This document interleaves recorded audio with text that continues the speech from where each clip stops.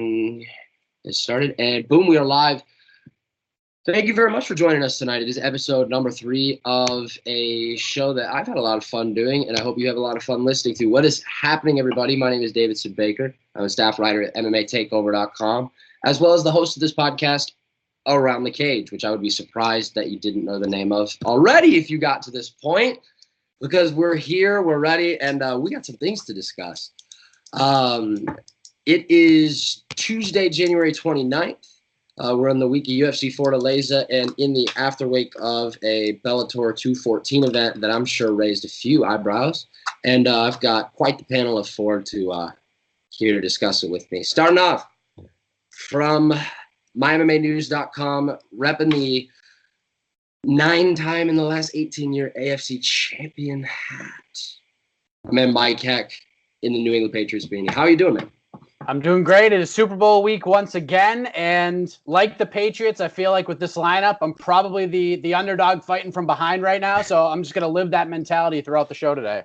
Man, I got to say quickly, last week I had Nolan King on, and Nolan I had to do a bet. The Chiefs game was fresh in our mind, and I had to mention it to him, and he was pretty confident with that New England luck with him. So let's see if it carries over here.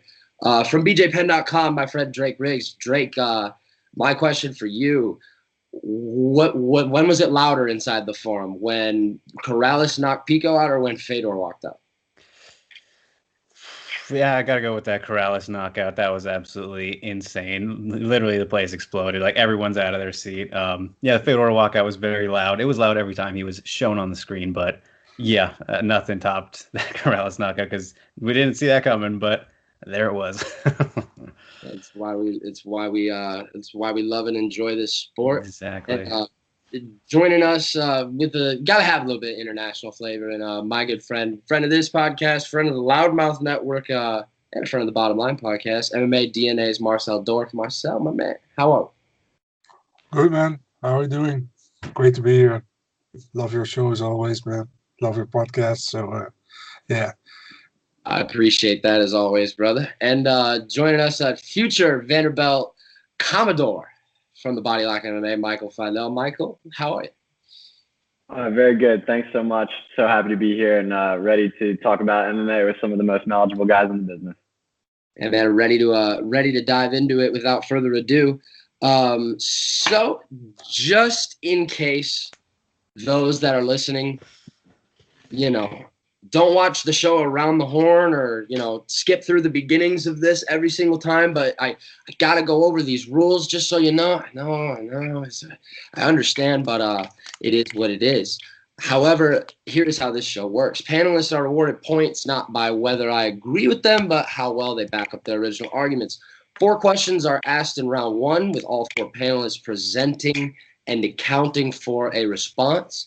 Following the 4th question, the unlucky member of this panel will hear the Wheel of Fortune, and we'll have to say goodbye. The same thing will happen after 1 more question in the second round, which will take us to a final showdown with 2 guys where the scores will reset for the final round, and they will be asked a question that is a mystery. I know, spooky stuff. Are you guys ready to get started? Born ready. That's what I like to hear. All right, so let's get right to it.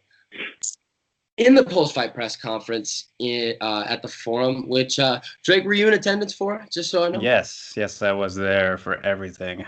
So Scott Coker not only brought up Ryan Bader amidst the pound-for-pound conversation, but Mr. Coker went as far as saying that in his mind he should be top 2 or 3 in the world. It is not my position to say whether I agree or disagree with that. So, Drake, we might as well start with you. Do you agree with that sentiment? And if not, where does Ryan Bader rank for you pound for pound? Well, first of all, I got to say that pound for pound rankings just kind of stupid in general, I think, because the definitions are all over the place. But if we're going to go by the literal definition and what they're called, pound for pound, then I think that, yeah, you obviously have to include Bader, because he's now a 2-division champion. Top 2 or 3, I don't know about that, but he's absolutely there. I mean, look at what he's done now. He's 12-1 in his last 13. He's 7-0 since his last loss, and he's won 5 of those fights by knockout. I mean, the guy's just on an absolute tear, and he deserves to finally get some love and appreciation that he's been lacking really his entire career. No one's given him enough praise, and now he's finally earned it, I think. But still, I don't know if he's going to get it anyways. But yeah, he's absolutely in the discussion for the silly pound for pound nonsense. Michael. So, like Drake, I agree. The pound for pound rankings are a little bit fantastical in that it's very difficult to come up with an objective way to do that. If we were going to go on talent alone, I don't think that Ryan Bader could be considered in the top 5 because I think you have other martial artists who have proven themselves to be more well-rounded or to have beaten higher ranked opponents in their last several fights who would be ranked above him. But if we're looking at an objective criteria, which is what you've been able to accomplish in multiple weight classes, like Drake said, Bader's definitely at the top. He's one of 2, two to my knowledge in the UFC and Bellator. I don't know who's been stripped or vacated a title recently. Active dual weight champions. So I think naturally he goes up there. But if you look at what he's been able to do, only 2 of his wins were against natural heavyweights, the Mitrione fight and obviously the 42-year-old Fedor Emelianenko. So I'm not sure how much stock we can put into his resume at heavyweight, but as a pound-for-pound fighter and as a fighter overall, he's definitely my pound-for-pound top 10. Marcel. Yeah, man, it's a hard question. First of all, I agree with both of you. Pound for pound rankings are kind of BS, I think. That said, yeah, Bader, you gotta check, you gotta recognize what he has done. I agree with that. That said, was it against the same level of competition that other fighters are ranked in the pound for pound? And I think that's where we have to look at. And if I look at what DC did at light heavyweight, for example, what John Jones did, even Alexander Gustafsson, maybe not him including, but that is maybe in the top 5 of the light heavyweight. I agree with that, but definitely not pound for pound in the whole kind of thing. And that's my opinion on it, but I really respect Ryan Bader, and I'm happy he is at Bellator because I think he finally gets that respect he deserved a long time. And he has always been a top 5, top 10 heavy, let's say top 10 light heavyweight in the world. And yeah, but pound for pound, not for me. Definitely not top 3 or top 5 in my opinion. And last but not least, Mike. I'll put him in the top pound for decision making because him leaving the UFC and going to Bellator, he took a big opportunity and he's made the absolute most of it. But to put him in the top 5, I mean, it's a tough argument to put him even in the top 10 for pound. But again, I do agree with the other 3 gentlemen. I think it is a ridiculous statistic. But again, kind of like what Marcel did, you kind of have to weigh the level of competition. And you can't say that beating Linton Vassell is better than Khabib Nurmagomedov, beating Conor McGregor and smashing, Al Iaquinta on short notice and doing what he's done and what Tony Ferguson's done and Max Holloway has done and DC and Stipe and all these other guys. You can put TJ Dillashaw in there. What Henry Cejudo's done. Henry Cejudo's resume is a little bit better than Ryan Bader's, in my opinion. So what Ryan Bader has done has been incredible. He's the best probably pound-for-pound fighter in Bellator right now. But to put him pound for pound in the world, in the whole context of the sport of mixed martial arts, I can't do that. So I can comfortably say 10 to 15 range. He's in that conversation, but to put him top 2 or 3 is just outlandish. And I think there is definitely a bit of truth to that, but I digress. Moving on to that aforementioned co-main event that we met. Oh, almost forgot. Mike, 9 points. Marcel and Michael, 8 points. Drake, 7. So we keep this thing chugging along. I think we lost Michael. Either that or, man, this guy is good at staring contests. Look at look at that, man. Oh, man. There he is. Hey! Dude. Hey. He won. Ooh. Oh, man, that'll be fun to go back about. Your face was like frozen, and it reminded me of that Will Ferrell skit in Saturday Night Live. It was like staring contest, you, me, now. Oh, that was awesome. Oh, that was great, man. My bad. Oh, you're good, man. You're good. It provided nothing but entertainment for us. That's all that matters. I hope it wasn't that bad of a frozen face. Dude, just stoic. That's all it was. Moving on to that co-main event, Eric Pico.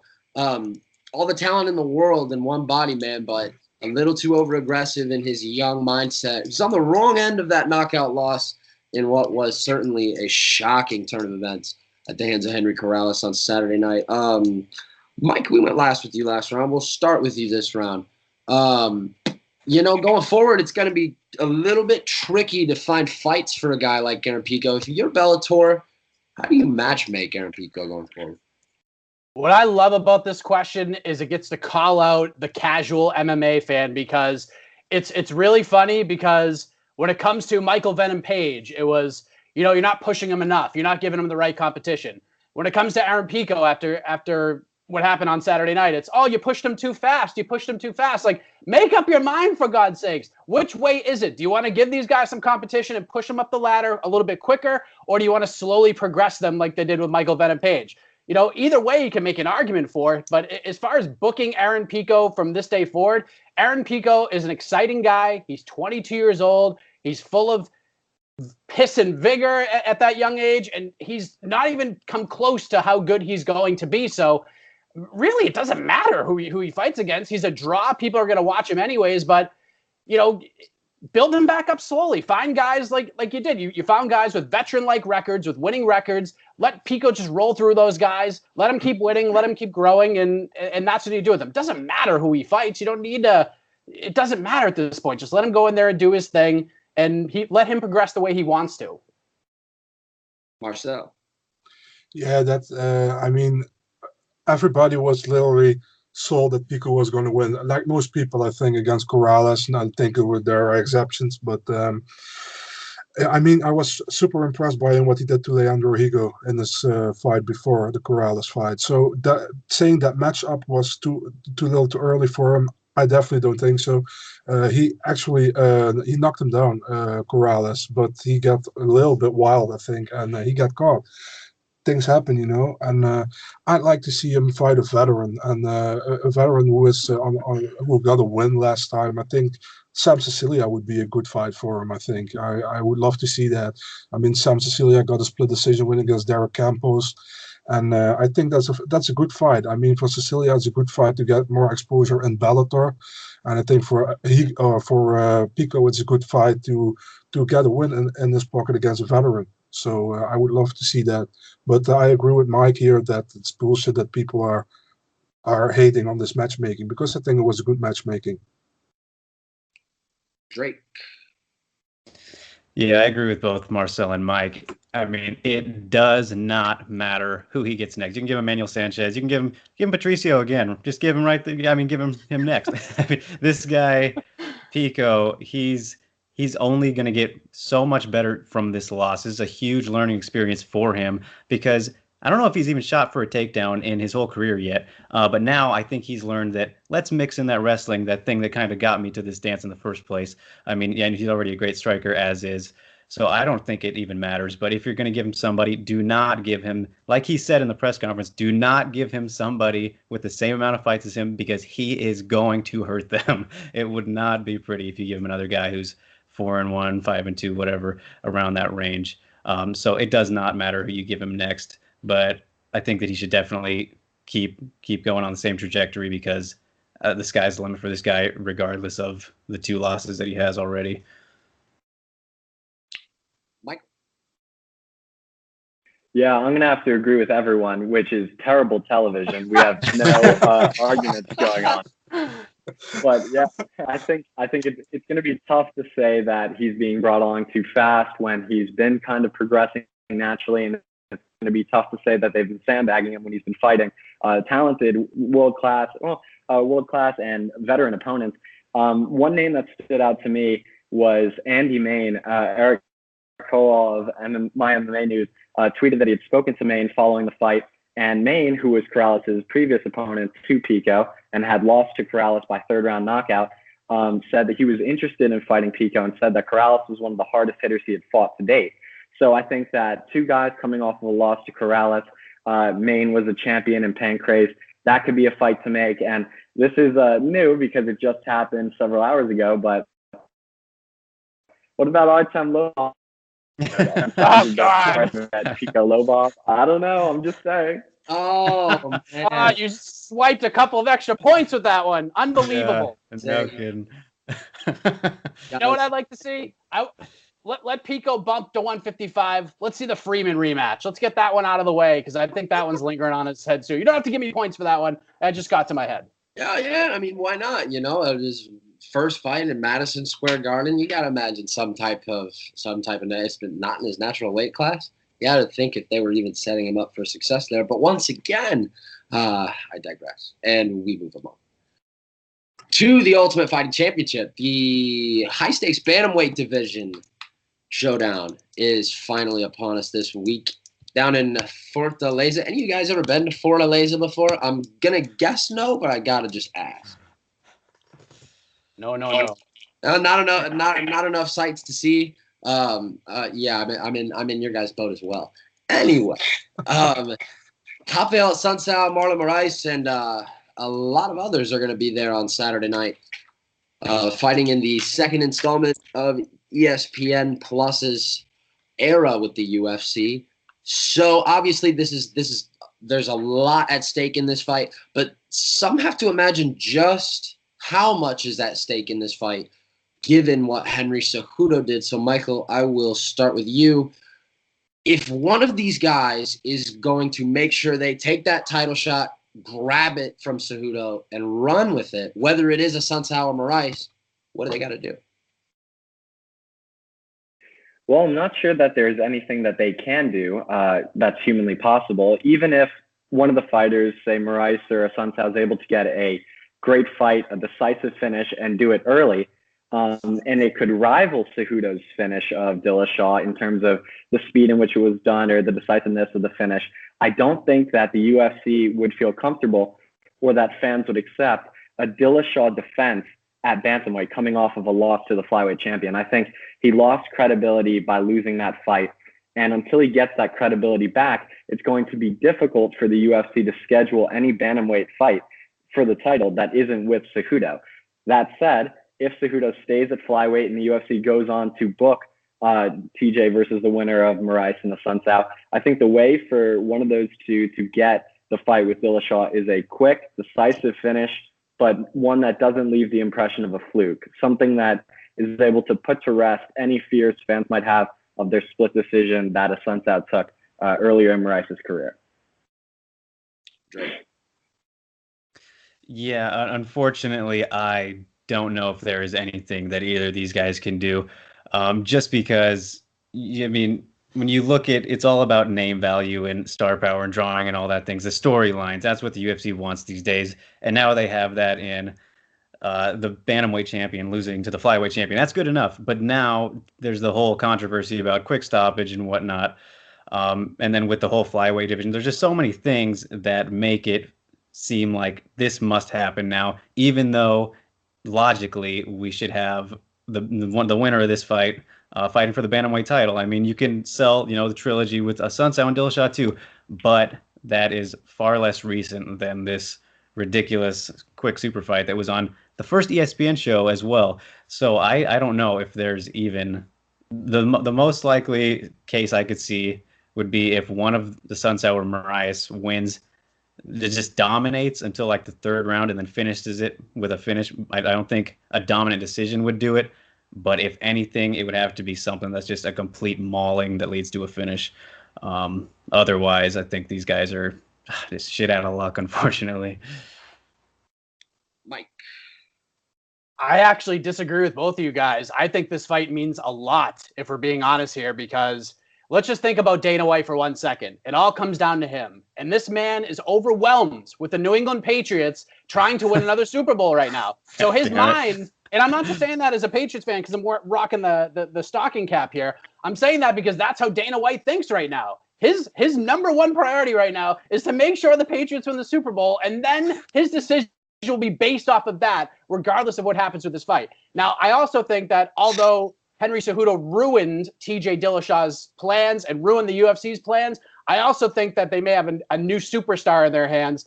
And for the first time, the flyweight division, even though Demetrius Johnson was so dominant, the flyweight division has some meaning, and they have a guy that they could push to the moon, especially being an Olympic gold medalist, being a guy of Mexican descent. He speaks multiple languages. This guy could be a potential superstar. So I think things could almost return back to normalcy. The bantamweight title can be defended. You could do Cejudo and Benavidez. There's a story there. That first fight was very controversial. There's a lot of options here. So, I mean, if the fight's a stinker, you could do Cejudo at bantamweight, but you can have that fight anytime you want. You don't need to go to that well right now. It's got to be there. And last but not least, Marcel. I think it's pretty obvious. The UFC expected TJ Dillashaw to win against Henry Cejudo. That's what I think. And now with Henry Cejudo winning, it's pretty difficult to turn him down a shot at bantamweight. That said, I'm really agree with Mike here that they have a star in Cejudo, and they can put him against Benavidez. And Marlon Moraes against Rafael Assunção should be for the next title shot at bantamweight, in my opinion. But the UFC will go where the money goes, and we all know that they keep doing that, and they will go with Henry Cejudo against TJ Dillashaw for the bantamweight title. I'm pretty sure about that, actually, and I don't hope they do it, because I think definitely the winner of Assunção against Moraes really deserves a title shot. But how many times we saw guys who deserved a title shot never got the title shot? So that's it. Dana said it was for the number one contender spot, but Dana said so much. So I don't know about this. So I think they deserve the shot, but don't see it happening. I think it will be Henry against TJ later this year for the bantamweight title. All right. So, for the third week in a row, you guys not making it easy on me. We head into the final question of round one, and things are pretty tight. Mike with 26, Michael Marcel 25, Drake 24. Really close, right up there. So here we go. Let's get this last one here in round one, and off we go. So let's play a game of hypothetical here. And the wonderful world of what ifs is a slippery slope. However, I feel like it's necessary because I had a hard time thinking about the answer to this. So obviously, Jose Aldo and Renato Moicano are fighting in the co-main event, an all-Brazil featherweight co-main event on Saturday night. Aldo and Moicano ranked 2 and 4 respectively, if I'm correct off the top of my head. And with Aldo having already been defeated by Holloway twice, it's obviously extremely unlikely that he is going to get that fight again anytime soon. So, Mike, I will start with you. Let's just say Aldo beats Moicano. Let's assume Aldo beats Moicano, and let's assume, whether you believe it or not, that Holloway's next fight's at 145. If Moicano loses this fight on Saturday, who's that fight at 145 for Holloway going to be against? I have the answer, and it happens to be the answer. Frankie Edgar. It's got to be Frankie Edgar. And I know, Edgar got knocked out by Brian Ortega, but at the end of the day, this fight was supposed to happen. Frankie Edgar did the UFC a favor by stepping in and fighting Brian Ortega. It didn't go his way. Frankie is a fighter's fighter. And if there's anybody that deserves a title shot, it's Frankie Edgar. And who doesn't want to see Frankie Edgar versus Max Holloway? Especially at 145. Moicano is obviously a very interesting matchup. It's a fresh matchup. It's a fresh face getting a shot at UFC gold. But I want to see Frankie Edgar versus Max Holloway before it's all said and done. I don't care about Conor versus Cerrone. I'll put that at number 2. I want to see, as a fight fan, what would happen if Max Holloway and Frankie Edgar got into the 5th round? Because that's going to be a pretty close fight. Both guys' gas tanks are going to be outstanding. I think Frankie Edgar is the answer. I think he's the only answer if Moicano is unsuccessful this weekend. Michael staring contest part 2. Man, he's killing me. He's good on my side. He's stuck. Oh, man. Drake, go ahead. Yeah, I mean, it's kind of shitty not getting to go first because I think it's obviously Frankie Edgar here. I mean, Mike pretty much said everything that you need to say. Yeah, I mean, you just look at. I mean, Holloway is practically. I don't want to say he's completely cleared out the division, but he is beaten a lot of people on the way to the title, except for Frankie Edgar, who he's been scheduled to fight multiple times now, hasn't got to do it. Frankie's still around, still winning. I mean, it's the fight to go with. Like, yeah, Mike took all the words out of my mouth. I mean, yeah, there's just no one else you could go with unless somebody was going to drop down from like lightweight or something. But I don't know who would be a better choice than Frankie to do that because, Ferguson can't make it. Poirier, he could, but, he's done with that. Same with Connor. Yeah, Frankie's the only other choice there. Also, assuming Holloway stays at 145, which is the point of the question. Yeah, that's it. That's the answer. Love it. Michael, don't go staring contest. Don't go staring contest on me on this one, brother. I'm doing my best. I'm sorry. So I don't know who said what, but I think the obvious number one contender is Frankie Edgar. Obviously, Aldo has beaten Edgar twice, but if I'm sorry, but if Moicano loses and Aldo wins, there's no new blood at the top of the division, so it's got to be Frankie. Frankie was scheduled for Holloway. They have to make that fight up. But if it's not Frankie, I can't see it being Aldo for a third time after losing the first two fights. Maybe there's a fight with Volkanovski. He's been surging up the ranks with the Chad Mendes win. Other than that, I can only see Max moving to 155. There's no one else at 145 outside of those four guys who I can think of as an immediate threat or an immediate a possible challenger for Holloway. Marcel. First of all, I'd like to thank Mike for stealing my whole story. I completely agree. Frankie Edgar should be next if Jose Aldo wins. Volkanovski, I think he still needs a top three guy before he gets that eventual shot at the title. Yeah, what can I say more, man? Mike said everything. Frankie deserves to be next. He did the UFC a favor by taking that Ortega fight, which he shouldn't have had to do, but he did it, and he lost that, and there he lost the title shot. And he came back in very quick after that, defeating Cap Swanson, and I think he deserves to be next in line if Moicano can't get past Aldo. Okay, guys. Very good stuff. Very good stuff. Maybe the question was a little bit easier to answer than I thought, but so heading into the next round, surviving will be Mike, Marcel, and Michael Drake 1 point off the pace, 31. Michael and Marcel both 32. Mike 33. Man, Drake, you were one of the first guys I reached out to be on this show, so I'm very appreciative that you did come on. Do you have any final thoughts?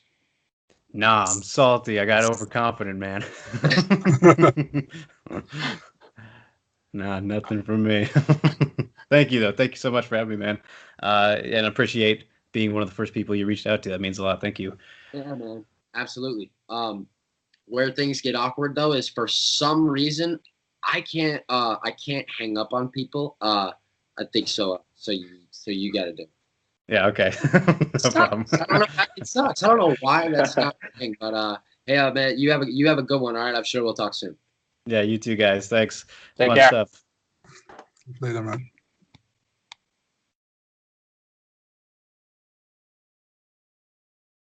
And that's Drake Riggs, DJPed.com. Very thankful for having him on tonight. Moving in to rapid fire. So something's going on over in One Championships building. They've got a card at the end of March in Tokyo. Obviously, the debuts of Demetrius Johnson and Eddie Alvarez are two of the fights that would stick out to the casual eye when you take a look at it. However, there are, I promise you don't need to get hearing aids when I say this, 4 title fights on this card with Kevin Belignon and Bibiano Fernandez's trilogy fight booked for that card as well. Man, there are a lot of questions to be asked about this, but Michael, I guess I'll ask you first.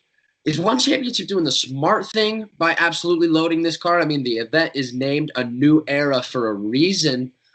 Are they possibly potentially self-sabotaging themselves, though, for any other cards that are right around that time frame? Yeah, I definitely think that loading this card is a good idea for One Championship. They titled the event New Era for a reason. Like you said, they're going to be broadcasting on Turner Sports with BR Live and something with a 12-show, 1 hour each on, I believe, TNT. So that's a great thing for One Championship and for their presence in the U.S. They announced their media tour.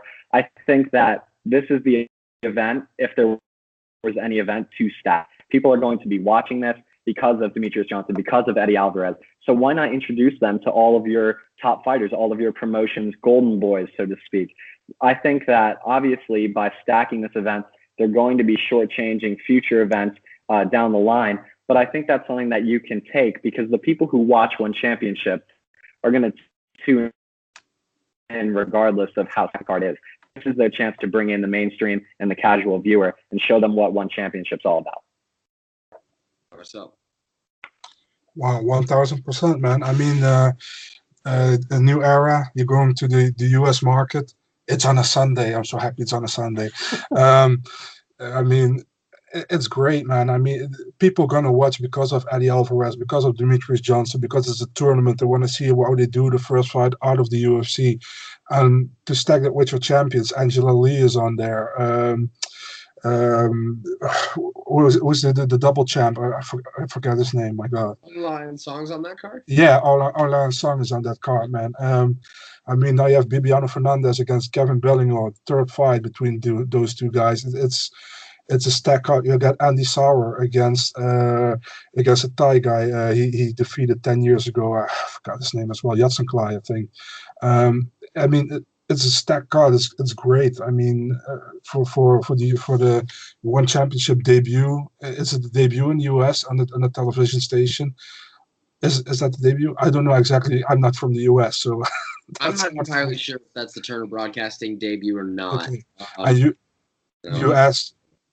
You ask about will people also watch the other cards? Of course, man. I mean, it's One Championship. People who watch One Championship will also watch the other cards, and they do it frequently with not championship fights on their cards. So, I mean, they can stack one card and the other card not, like the UFC did earlier back in the day with their big cards. They also have non-title fights on their cards. It's still at that stage that they can do that, and it's great, man. I think I love the card. I think it will be even more stacked, and it's going to be even more stacked. And I'm really looking forward to that, man. I mean, One Championship is fun to watch, and has some good fighters, and it's cool. They're going to introduce those fighters to the U.S. public, I think. And Mike.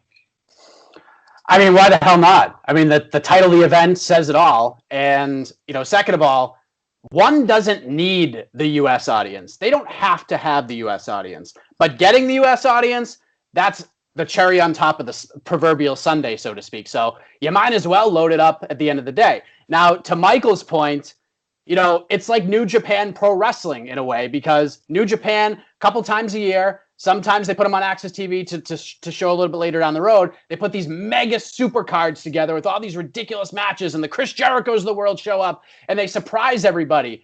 And guess what? Even if Chris Jericho doesn't show up the next month, that whole arena is going to fill up.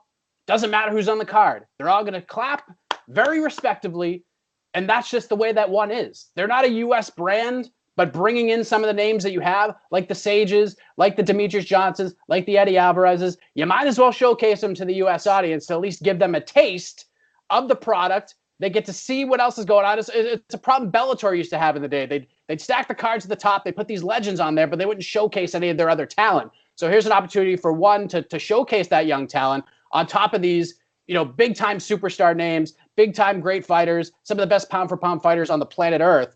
And now you get that cherry on the sundae by loading up this card. But it doesn't cost them anything by putting on a card like this, because that market's still going to draw tickets. It's still going to draw viewership, and it's still going to make money. So this is all just a bonus for them. Very well could be indeed. I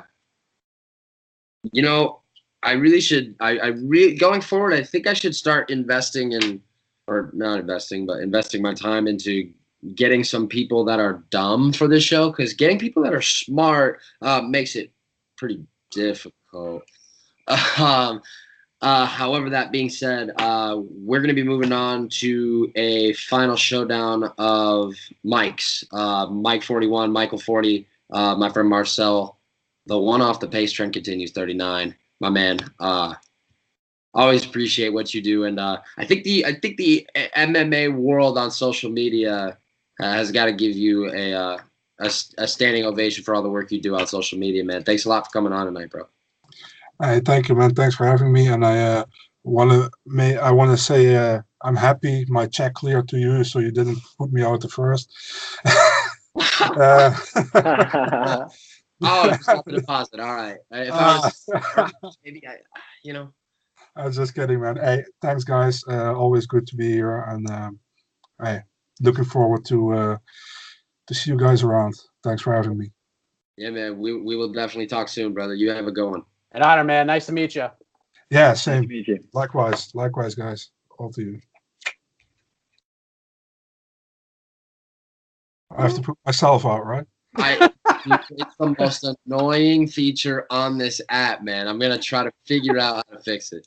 I'm just gonna stay, man. Nah, see you later, guys. See you later. All right. So it is, one thing's official, two things actually. The winner of tonight's show will be named Mike or Michael, whichever you would, like to stretch it out to. And winner tonight will be first from the U.S., as hard as that is to believe, with Mr. James Lynch winning week 1 and Elvis Sinosich winning week 2. So get the Yanks on the board without further ado. Final question. We will reset scores back down to 0. And this final question this week comes from LFA, which, by the way, man, I watched this LFA 59 card on set. I hope, 58. 59 is this week. LFA 58. I watched that card on Friday night, man. That was an awesome card. It was great. I saw Titan FC2, which we were previously alluding to, and there were great fights on everywhere that night. However, the main event was contested, I believe, at 155 pounds between Harvey Park and Jaleel Willis. For those that might not be familiar with what happened, Harvey Park, whether it's hard to tell from the replay, but he incidentally, maybe not incidentally, he looked at his body language like he kind of knew it. Delivered a knee that was illegal to Jaleel while he was on the ground, which ultimately rocked Jaleel enough to earn Harvey the TKO in the first round via strikes. Why do I bring this up? Well, my question to you guys is, and Michael, I will bounce it off to you first, is we see every other sport pretty much, with the UFC getting into the conversation this year with the ESPN of being in the conversation with all these other sports.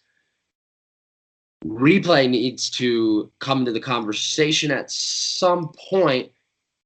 Do you agree or disagree? I, of course, agree. I know that Saints fans would agree as well, that they would have liked the use of instant replay. But I'm going to stay out of that one and stick to MMA because that's what I'm here for. What I would say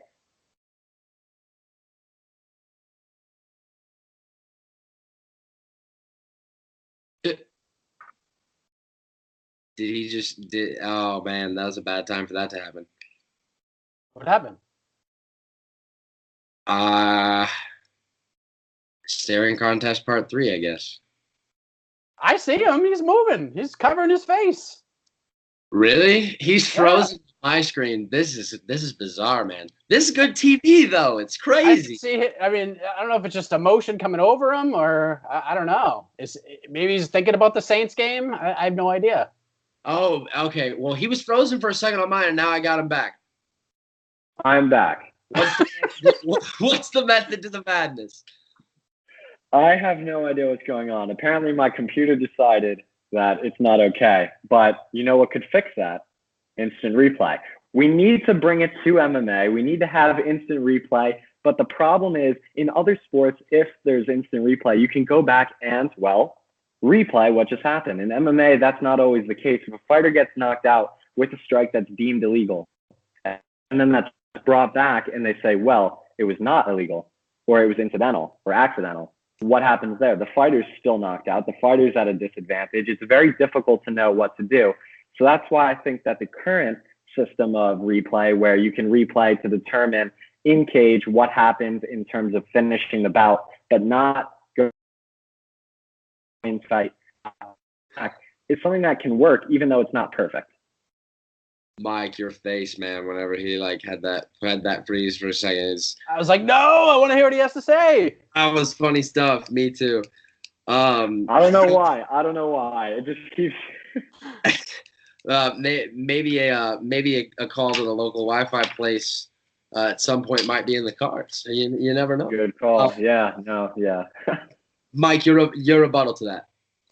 Well, I mean, there's a couple of things to look at here. One, if we're talking about the Saints game anyways, that ball was tipped at the line. So that play is wide open. You can lay the dude out all you want. It's all good. No penalty, and the Saints have no excuses. I don't want to hear from any Saints fans right now. Now, in terms of what is happening with the fight and potentially adding replay, yeah, there's some value to that. God bless you. There is some value to that, but it has to be done responsibly, and it's going to have to take some time to figure out how you're going to do it. Now, you have given the